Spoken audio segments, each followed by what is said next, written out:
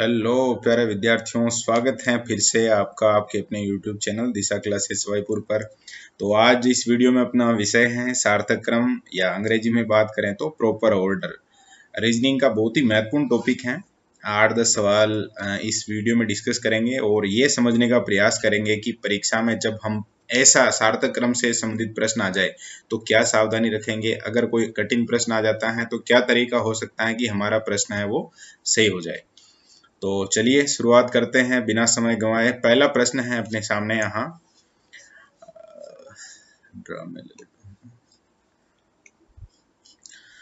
पहले तो ये देखना है हमें कि प्रश्न क्या पूछा जाएगा। ये विकल्प है आपके सामने। विकल्प नीचे दिए गए शब्दों का आरोही क्रम में सार्थक क्रम दर्शाता है। थोड़ा सा यहाँ ध्यान देना है। वैसे अमूमन आरोही क्रम ही पूछा जाता है, लेकिन बाई चांस में कभी अवरोही क्रम पूछ लिया जाए तो आपको ध्यान रखना है, जब आरोही क्रम पूछा जाता है तो छोटा पहले आएगा, है ना, और उसके बाद बड़े से बड़ा और लास्ट में सबसे बड़ा आ जाएगा। ठीक है। और अगर अवरोही पूछा जाए, शब्द अगर अवरोही आता है तब पहले आएगा बड़ा और लास्ट में आ जाएगा छोटा। ठीक है ना। ये थोड़ी सी आपको मतलब जानकारी रखनी है। वैसे कोई समस्या वाली बात नहीं है, सब समझते हैं, लेकिन थोड़ा एक मुझे ऐसे लगता है कि ये विषय है ऐसा जिसमें कभी कभी परीक्षा में एकदम से हमारा दिमाग है वो लॉक टाइप हो जाता है और समझने में समस्या आती है। और इसको याद भी ऐसे रखेंगे, अवरोही में 4 अक्षर हैं, आरोही में 3 अक्षर हैं। तो 3 अक्षर मतलब छोटा है तो छोटा पहले, और अवरोही में 4 अक्षर बड़ा यानी बड़ा पहले। ऐसे कोई भी एक लॉजिक अपने दिमाग में रखना है जिसके आधार पर परीक्षा में अपन बिल्कुल सही डिसीजन ले पाए। तो प्रश्न है मतलब प्रश्न आपके समझ में आ गया है। सार्थक क्रम आपको बताना है और आपके सामने जो शब्द हैं जिनका आपको सार्थक क्रम पता लगाना है वे हैं परमाणु, पदार्थ, अणु और इलेक्ट्रॉन। अब इनमें आरोही मतलब सबसे छोटा, अणु मतलब इनमें से सबसे छोटा कौन सा है, ये सबसे पहले आ जाएगा, और उसके बाद जो उससे बड़ा, फिर बड़ा और सबसे बड़ा। तो जब हम ऐसे देखते हैं, जैसे एक पदार्थ है वो अनेक अणुओं से मिलकर बनता है, अणु है वो परमाणुओं से मिलकर, और परमाणु में क्या होते हैं, इलेक्ट्रॉन होते हैं। तो सबसे पहले यहाँ 1 नंबर पे आना चाहिए इलेक्ट्रॉन। तो इलेक्ट्रॉन मतलब कि 4 नंबर, अगर ऑप्शन कोई केवल एक ही ऑप्शन 4 नंबर बता रहा हमें तो फिर वो सही हो जाएगा। यहाँ पर पूरा जब हम चारों ऑप्शन देखते हैं तो उस समय बी वाला ऑप्शन है अपना, वो केवल 4 बता रहा है सबसे पहले, बाकी सब में अलग आ रहे हैं। तो बाकी किसी और को अगर आपको बहुत अच्छे से पता है 4 में से पहले नंबर पे कौन सा आएगा तो बाकी ऑप्शन देखने की आवश्यकता नहीं है। और अगर आपके पास समय है पूरा एकदम कंप्लीट 100% चेक करना चाहें तो चेक कर सकते हैं। जैसे उसके बाद परमाणु आएगा 1 नंबर, ओके, तीसरे नंबर पे 3 नंबर अणु आएगा, और लास्ट में आना चाहिए पदार्थ, यानी 2 नंबर लास्ट में आएगा। तो बिल्कुल आपका जो बी ऑप्शन है वो सही है। ओके, सेकंड क्वेश्चन देखते हैं। इसमें भी वही है, परिमाण के आधार पे आरोही क्रम में लिखना है आपको। तो इसमें ध्यान देना है। देखिए ये अपने मतलब जीबी वगैरह अपन मापते हैं ना ऐसे, मतलब कंप्यूटर में जो स्टोरेज की क्षमता है उनका जो भी आधार है कोई, तो उसमें उसके शब्द हैं ये मेगा, किलो, टेरा और गीगा। अब यहाँ पर मतलब कि परिमाण है, मतलब जो भी उसका माप है, और उसमें सबसे ज्यादा जिसकी स्ट्रेंथ है वो कौन सा है वो सबसे पहले आपको बता देना है, और आरोही क्रम हो जाएगा इसका। तो इसमें सबसे पहले आ जाएगा आपका मतलब सबसे पहले नंबर पे आरोही है मतलब सबसे छोटा, तो यहाँ पर किलो सबसे पहले आ जाएगा, किलोवाट, है ना। और ऐसे भी अगर आपको समझ में आ रहा है जैसे कि इसमें सबसे बड़ा कौन सा होगा तो टेराबाइट होता है, वो सबसे बड़ा रहता है। उससे कम में फिर गीगा है, उससे फिर एमबी अपन बोलते हैं, जीबी बोलते हैं, जो मतलब नाम सुना होगा, नाम सुना क्या सुना ही है, आजकल मोबाइल में जो यूज होता है अपना डाटा एमबी और जीबी में काउंट करते हैं अपन। जैसे अभी 2 जीबी रोजाना का है तो वो ये गीगाबाइट बताता है, या फिर उसमें अपन 1024 जो भी काउंट करते हैं मेगाबाइट है ना, केबी काउंट करते हैं वो किलोबाइट है। इससे भी अगर डाउन में और तो बी आता है, बाइट आता है केवल। तो इस हिसाब से सबसे पहले नंबर पे आना चाहिए अपना 2 किलोबाइट। तो 2, 1 और 2 ऑप्शन में आ रहा है। उसके बाद किलो बाइट के बाद 1 नंबर आना चाहिए मेगाबाइट, यानी कि 1, 2 के जस्ट बाद में 1।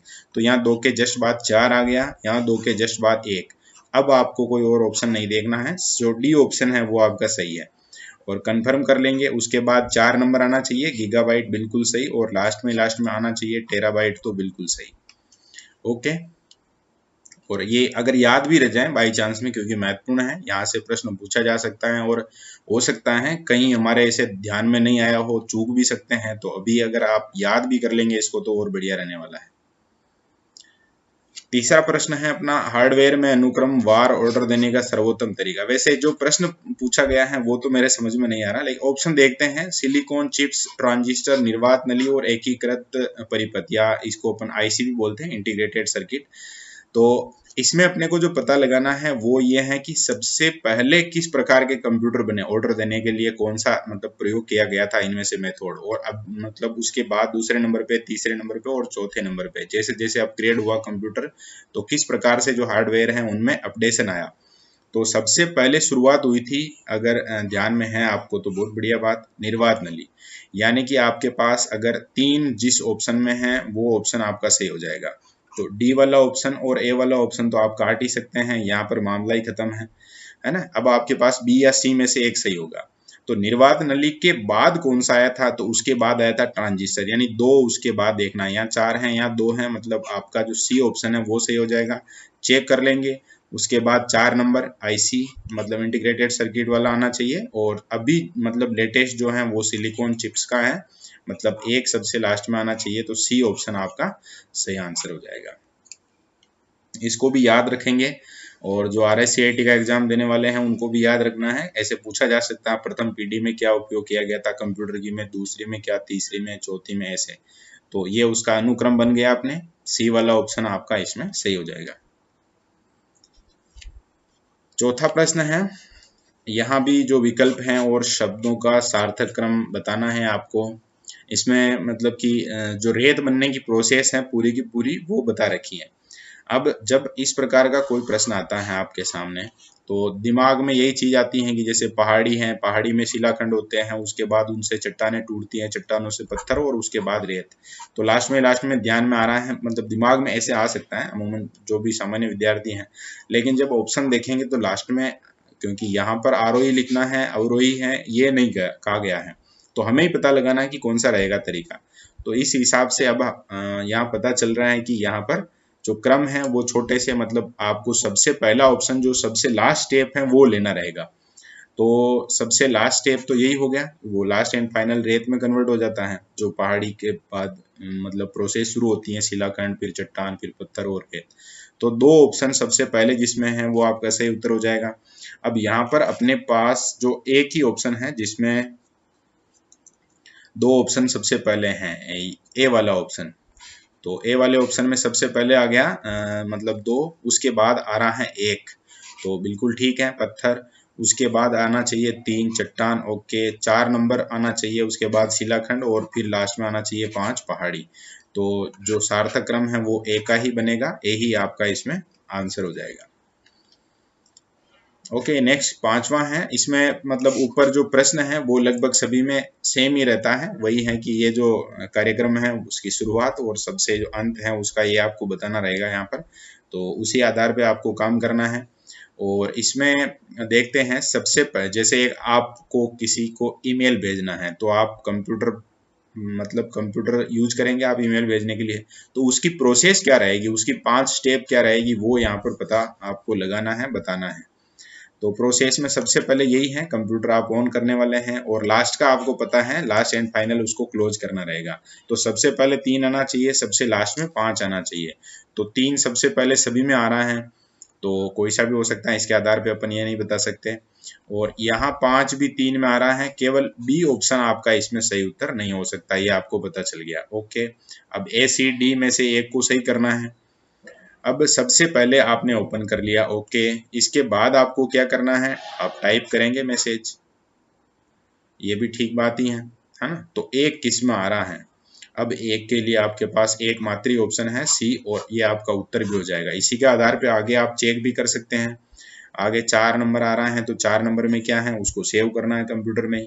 फिर 2 नंबर आ रहा है, यानी कि आप सेव करने के बाद उस फाइल को प्रिंट दे सकते हैं, मतलब आपको प्रिंट चाहिए उसका, तो यानी कोई अगर मतलब टाइप भी करके आपको यूज करना है कोई चीज।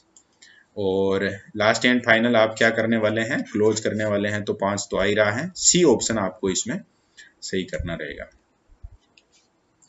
ओके, छठा क्वेश्चन है अपने सामने, मूल्यांकन, प्रस्तुति, पुनरावृत्ति, लक्ष्य की घोषणा, अभिप्रेरणा। तो अब ये प्रश्न वैसे तो जो किताब में है वहीं से लिया है मैंने, लेकिन इस प्रश्न की जो खास बात है वो ये है कि हमारी जो तैयारी है प्री बीएसटीसी की, और प्री बीएसटीसी के बाद आप क्या करने वाले हैं, ट्रेनिंग करने वाले हैं 2 साल की, उसके बाद टीचर बनने वाले हैं। तो ये जो मतलब 6 नंबर वाला प्रश्न है, ये पूरा का पूरा जो टीचर्स की एक्टिविटीज हैं उनके ऊपर आधारित है। तो इस आधार पे प्रश्न पूछा जा सकता है, और साथ ही साथ अपना जो बीएसटीसी का एग्जाम है उसमें एक जो टीचिंग एप्टीट्यूड वाला पार्ट है उसमें भी ये आपका काम आ सकता है। तो ये आपको बहुत अच्छे से मतलब समझना है, ध्यान होना चाहिए आपको कि उसकी जो प्रोसेस है वो क्या रहती है। ओके, शुरुआत करते हैं। देखिए, जब मतलब यहाँ जो बातें कही गई हैं, मूल्यांकन है, प्रस्तुति है, पुनरावृत्ति है, लक्ष्य की घोषणा है या अभिप्रेरणा है। तो कोई भी टारगेट बनाता है, कोई विद्यार्थी हो चाहे टीचर हो, कोई भी व्यक्ति हो, टारगेट बनाता है, लक्ष्य की घोषणा करता है, उससे पहले वो उसके मन में या कहीं से कहीं उसको क्या मिलती है, अभिप्रेरणा मिलती है। तो सबसे पहले जो आएगा यहाँ पर वो आएगा अभिप्रेरणा। अब यहाँ पर 5 नंबर 1 और 2 ऑप्शन में है, तो डी ऑप्शन और ए ऑप्शन तो आपका कट हो गया। अब इन दो में से ही एक आपको सही करना है। ओके, अभिप्रेरणा के बाद आप क्या काम करने वाले हैं, आप करते हैं लक्ष्य की घोषणा। आप बताते हैं कि ये टारगेट है। ओके, तो अब 4 नंबर सेकंड नंबर पे आना चाहिए, इन दो में से 4, तो ये 4 एक में ही आ रहा है, तो यहाँ पर आपका सही हो गया सी वाला। अब अगर आप परीक्षा में जैसे हल कर रहे हैं, समय कम है तो आगे बढ़ सकते हैं, आंसर आ गया। और समय है, अगर आप चेक करना चाहते हैं तो बिल्कुल चेक कीजिए। उसके बाद 2 नंबर आ रहा है आपको प्रस्तुति। अब यहाँ प्रस्तुति शब्द आया है, प्रस्तुति का मतलब यही है आप तैयारी करेंगे, प्रिपरेशन, है ना, जो भी चीजें हैं उनका जोड़ तोड़ जो भी निकालना है वो सारा सारा काम। उसके बाद 3 पुनरावृत्ति, जैसे कोई विद्यार्थी परीक्षा की तैयारी करता है तो पहले स्कूल में तैयारी होती है उसकी, जो भी है उसको पढ़ाया जाता है, जो भी सारा काम है, उसके बाद वो दोहरान करता है, मतलब पुनरावृत्ति, वही सेम चीजें उसको दोहरानी रहती हैं। तो उसके बाद 3 है, और लास्ट एंड फाइनल आना चाहिए 1, लास्ट में उसका एग्जाम हो जाता है, एग्जाम मतलब मूल्यांकन। ओके, तो सी ऑप्शन इसमें आपको सही करना था। ठीक है, 8वां प्रश्न है अपने सामने, ये भी सेम जो बात मैंने 7वें प्रश्न के लिए कही है वही सेम बात। ओहो, थोड़ा सा गड़बड़ है अपने यहाँ मामला, 7वां प्रश्न अपना मिस हो गया है, या सीधा 8वां प्रश्न आ गया है, तो कोई बात नहीं, 7वां प्रश्न भी कभी मतलब किताब में देख लेना, 7वां भी है वो। 8 नंबर प्रश्न है, पुनर्निवेशन, शिक्षण, पुनर्शिक्षण, नियोजन और पुनर्योजन। ये जो प्रश्न है ये भी सेम टीचिंग एप्टीट्यूड से या टीचर से जुड़ा हुआ ही है, तो ये भी आपको समझना ही है। और इसका आंसर क्या रहता है अपना, ये अपन देखते हैं अभी क्या बात है इसमें।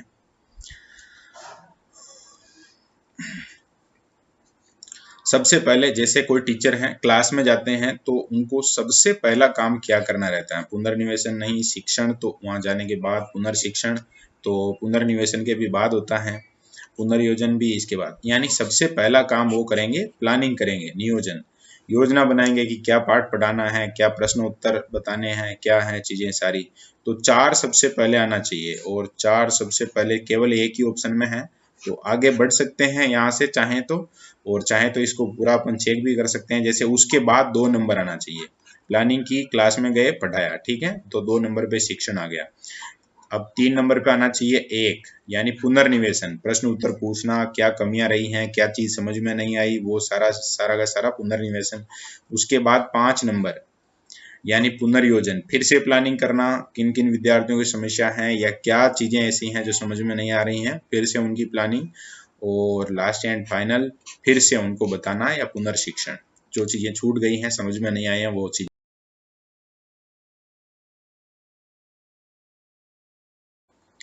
बात करते हैं 9वें प्रश्न की। 9वां प्रश्न क्या है, क्या कह रहा है, यहाँ पर भी अपने सामने शब्द हैं और सार्थक क्रम ही आपको बताना है, जिसमें शब्दों में देखिए नदी का है, सागर है, सहायक नदी है, नदी, समुद्र और वर्षा। तो अब आप समझ आएंगे, जैसे नदी का, सागर, सहायक नदी, नदी, समुद्र से पहले सबसे पहले आना चाहिए वर्षा, यानी कि 6 सबसे पहले आएगा। तो 6 तो 3 ऑप्शन में है, तो डी ऑप्शन के अलावा बाकी जो ऑप्शन है उन में से कोई एक ऑप्शन अपना सही उत्तर होने वाला है। अब वर्षा के बाद आपको समझना है, जैसे यहाँ लिखा हुआ है नदी का, नदी मतलब जो छोटा नाला हो सकता है, नदी का बहुत छोटा रूप, है ना। तो आना चाहिए 1। अब यहाँ 5 है, यहाँ 4 है, यहाँ 1, मतलब सी ऑप्शन आपका सही है। और इसी क्रम में आप चेक भी कर सकते हैं, और चेक नहीं भी करें तो भी चूंकि हमें पता चल चुका है कि यहाँ 6 और उसके बाद 1 आना चाहिए और केवल एकमात्र ऑप्शन में ही है, तो फिर वो अपना सही उत्तर हो जाएगा। चेक करेंगे तो 3 नंबर, उसके बाद सहायक नदी, उसके बाद 4 मतलब कि नदी, उसके बाद समुद्र, और लास्ट एंड फाइनल जो आएगा वो आएगा सागर। ओके, तो वो जो 7 नंबर प्रश्न की समस्या थी अपनी, उसका सॉल्यूशन मिल गया है। 9 नंबर प्रश्न है वो अपना 2 बार आ गया, कोई समस्या वाली बात नहीं। मतलब केवल जो क्रम है, क्रम संख्या है, उसमें गड़बड़ हो गई थी, बाकी प्रश्न आपके बराबर 10 हैं, कहीं टेंशन लेने की आवश्यकता नहीं। वहीं आरोही क्रम में जमाना है इसमें भी, तो आरोही क्रम में भी और थोड़ा सा आपको ध्यान देना है। आरोही क्रम किस आधार पे जमाएंगे आप, ये थोड़ा सा दिखने में, ओके अब सही है।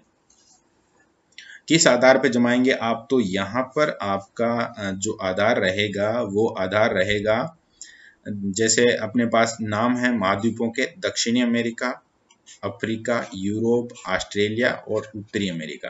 क्षेत्रफल के आधार पर जमाएंगे, क्षेत्रफल के आधार पर सबसे छोटा। और कभी कभी परीक्षा में क्या स्थिति बनती है ऐसी, देखिए चारों ही ऑप्शन में सेम ही है, मतलब कि जो पहले नंबर पे आना है उसका तो आपको पहले ही पता चल रहा है कि क्या आएगा, अफ्रीका आएगा। ओके, अब उसके बाद कौन सा आना है ये आपको अगर याद है तो बहुत बढ़िया है, याद नहीं है तो कुछ ऐसे मतलब शब्द हैं, जैसे अपने जो ग्रह हैं सूर्य से उनकी जो क्रमशः दूरी है उसका एक आप फॉर्मूला बना लेंगे। मतलब कि अपने महाद्वीप हैं उनका भी छोटे से बड़े की तरफ से एक सूत्र बनाकर याद रख सकते हैं, वो यहाँ बहुत जरूरी चीज हो जाती है जब ये प्रश्न आ गया जैसे एकदम सामने। और अगर आपने तैयारी कर रखी है तो बिल्कुल आपका सही होना है। कोई भी विद्यार्थी हो, जैसे अगर कभी कभी ऐसे मतलब संभावना बन जाती है और विद्यार्थी सही कर लेता है, नहीं तो बिना याद किए ऐसे प्रश्नों को हल कर पाना थोड़ा सा मुश्किल रहता है, तो आप याद कर लेंगे बहुत बढ़िया रहेगा। यहाँ पर दूसरे नंबर पे आना चाहिए उत्तरी अमेरिका। अब सेकंड नंबर पे 5 कितने में ऑप्शन में है, केवल 2 ऑप्शन में है, तो डी ऑप्शन आपका सही नहीं हो सकता और ए भी सही नहीं हो सकता। उसके बाद फिर देखिए यहाँ पर आगे एक दोनों में सेम आ रहा है, मतलब उत्तरी अमेरिका के बाद आ जाएगा दक्षिणी अमेरिका। अब यूरोप और ऑस्ट्रेलिया में आपको पता लगाना है कि ऑस्ट्रेलिया पहले आएगा या बाद में आएगा, तो ऑस्ट्रेलिया बाद में आएगा, और बाद में आएगा मतलब कि बी वाला ऑप्शन आपका इसमें सही उत्तर हो जाएगा। उससे पहले क्या आ जाएगा, यूरोप। ठीक है, 3 नंबर पहले, उसके बाद लास्ट में आ जाएगा 4। केवल इन दोनों का अंतर ही यहाँ पता लगाना था, वो अगर समझ में आ गया तो यहाँ सही आंसर होना है। ओके, नेक्स्ट देखते हैं। नेक्स्ट क्या लास्ट है अपना, ये प्रश्न आपको कमेंट बॉक्स में बताना इसका आंसर। इसमें भी आरोही क्रम ही है। शब्दों में देख लीजिए, सहस्त्राब्दी, हीरक जयंती, रजत जयंती, शताब्दी और स्वर्ण जयंती। थोड़ा सा मैं यहाँ पर, जैसे रजत जयंती, शताब्दी, स्वर्ण जयंती, ये शब्द आपने सुने होंगे। हीरक जयंती का मतलब जैसे कोई भी 60 वर्ष अगर पूरा हो जाता है तो उसको हीरक जयंती कहते हैं, ये मैं बता देता हूँ। बाकी आपको पता लगाना है और आंसर कमेंट बॉक्स में बताना है यहाँ। ओके, अपना जो आज का वीडियो है, मतलब कि टॉपिक काफी आसान सा ही है, पदक्रम वाला, लेकिन कुछ चीजें ऐसी हैं जिनको बहुत बढ़िया तरीके से आपको याद रखना है, और अगर याद रखते हैं तो फिर परीक्षा में आपको थोड़ा सा बाकी जो विद्यार्थी हैं उनके ऊपर एडवांटेज रहेगा, फायदा रहेगा। एक प्रश्न भी अगर आप ज्यादा सही करते हैं तो उसका बहुत सी बार जबरदस्त बेनिफिट रहता है, और मुझे ऐसे लग रहा है कि ये चीजें अगर बढ़िया से याद रखेंगे आप तो बेनिफिट रहेगा आपको। बाकी यहाँ तक आपने अगर वीडियो देखा है तो आपके लिए धन्यवाद बनता ही है। ओके।